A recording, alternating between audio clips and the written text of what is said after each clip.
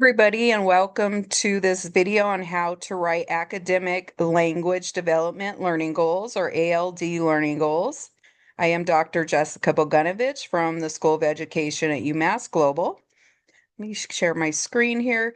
In another video, I go over how to write content learning goals and math practice standard learning goals. So we are going to continue using that same standard, the third grade standard that is here, understanding a fraction of a number on the number line, represent fractions on a number line diagram, and represent a fraction 1 over b on a number line diagram by defining the interval from 0 to 1 as the whole and partitioning it into b equal parts. So as we go over today the ALD learning goals, how to write them, I will be providing a couple examples, and I'm also going to provide some strategies on how to teach ALD to your students. So I am going to continue on the same sheet here that we did for our academic content standards and our standards for mathematical practice, in case you want to refer back to those as you are moving along and designing your CalTPAs. So just as a reminder, I want to go back to our learning goal template. It looks like this. So it has a time frame by the end of. Students will be able to, your verb, Bloom's taxonomy here. What will they do? The concept or skill. Again, most students get this first line every time. They always have what students are going to do. The second part here, the procedural knowledge is what often gets forgot or missed out on. So as evidenced by the activity or the showing verb, what's the product? How are they going to show you that they've mastered the standard or the skill? Again, we have included a color-coded document that gives just some starting words for you to think about as you're creating your learning goals. The Bloom's taxonomy list, the performing verb examples for the green area, and the assessment product examples for the pink area. This is not exhaustive at all. It's just to get you started. So we will be using this template here to create our ALD learning goals. ALD, again, is academic language development. This is teaching the direct vocabulary for your lessons. This is teaching how to use the vocabulary effectively and correctly to extend and expand their learning so that they actually understand what they're doing in the content area. And in this case, it's math. It's not just them looking up a word in the dictionary and writing down the definition. Most of our learners, especially our English language learners, if they're looking up a definition in the dictionary, they're just writing down, 5, 10, 15 words that they don't know again. So they're furthering their understanding of not understanding, right? So we want them to fully understand and engage with the words. So again, we're looking at that fraction standard that we had above for third grade. The first example here is by the end of the lesson, students will be able to, and here's your Bloom's taxonomy word, understand academic vocabulary such as intervals and equal parts, to explain how a partition to a number line or a number line into equal parts and describe the location of 1 over b. Again, this is the what they're doing. Now, how are they going to show you that they've done it? As evidenced by verbally describing a number line diagram that they have partitioned and labeled with the unit fraction 1 over b. So you have your what they're doing and how they're going to show you that they've done it, specifically related to the academic vocabulary for the lesson. Another example here is by the end of the lesson, students will be able to justify the placement of 1 over b on a number line using complete sentences in mathematical language. as evidenced by writing or orally stating their explanation using a sentence frame, such as I placed 1 over b here because the interval from 0 to 1 is partitioned into b equal parts, and each part represents 1 over b. You can also give them sentence frames for this, and you can say, have them fill in the different parts of this sentence frame here. So that's just an example. Again, they're physically doing something, they're using the academic language that was for the lesson, and this is a higher level of Bloom's taxonomy. All right, so I hope you understand the difference between the content learning goals, standards for mathematical practice learning goals, and now ALD learning goals.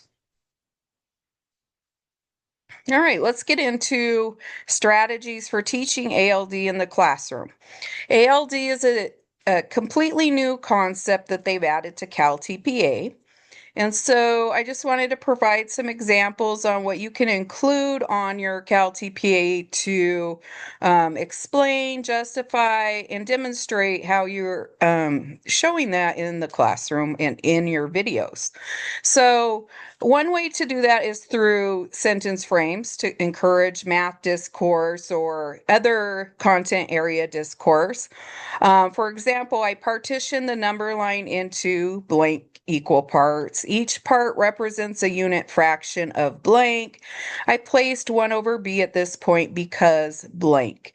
So this has different levels of understanding and different levels of sentence frames for your different levels of learners. Another way or strategy to do this is through modeling math think alouds. An example for that is, let me fix this. Watch as I partition the line. I see I need equal intervals. Because there are 4 equal parts, each one is 1/4 written out or 1 over 4. So you're actually modeling this for your students. And you're speaking it out loud. So they're getting the action and they're getting the verbal cues. Another strategy is visual pairing with vocabulary. So we're looking at partition, equal parts, interval, unit fraction, and endpoint with this lesson. Use an interactive word wall for students to engage with. What I used to do is put up the words on a magnetic board or a bulletin board for the unit. So I would have all the words up there. And then as students learned the words, they could come up and draw a picture and put their pictures up there next to it to show that they've learned the word. They could put a sentence up there. They could put a math problem up there to show that they've learned the word. They could ask questions next to it, and students could answer the questions. So the parts of the word wall were always moving. That's one way to do it. You can show partition by physically folding a strip and labeling each fold. Just different ways to do that. Structured math discourse. Think, pair, share is one of the most common. Explain to your partner how you know where 1 over b belongs on your number line. Partner switch. This is where then the partner asks a clarifying question like, how did you know where the parts, or how did you know the parts were equal? Other student talk strategies, report to a partner, 3-way interview. I am going to provide a link in this description of the video and in our resources for each of those student talk strategies. It's over here, design what it looks like when students are doing it, the description, how to do it, and the benefits and purposes of each. So for example, this is what the 3-way interview would look like. You have the A, the group, and the B, and the A and the B speaking to each other. So students form pairs. The student A interviews student B about a topic. Partners reverse roles, and then student A shares with the class information from student B, and then vice versa. This interview system supports language development and question formation, and then the students participate in both speaking and active listening, and all your students are engaged. So I will again provide these student talk strategies that engage all students and encourage that discourse in the classroom. And then finally, interactive math journals. Um, it's important that students are not just completing math problems, but they're really reflecting on what they're learning so they don't forget, or that you can see that they're maybe having a challenge with learning or how they're learning it. Some students learn differently, so you can see their processes. So you could have them draw a number line from 0 to 1 and divide it into equal parts. You can have them label the parts of the number line. You can have them write sentences to explain it. There's different ways you can use math journals. So, and of course, you're really encouraging the use of that math vocabulary throughout all 5 of these strategies.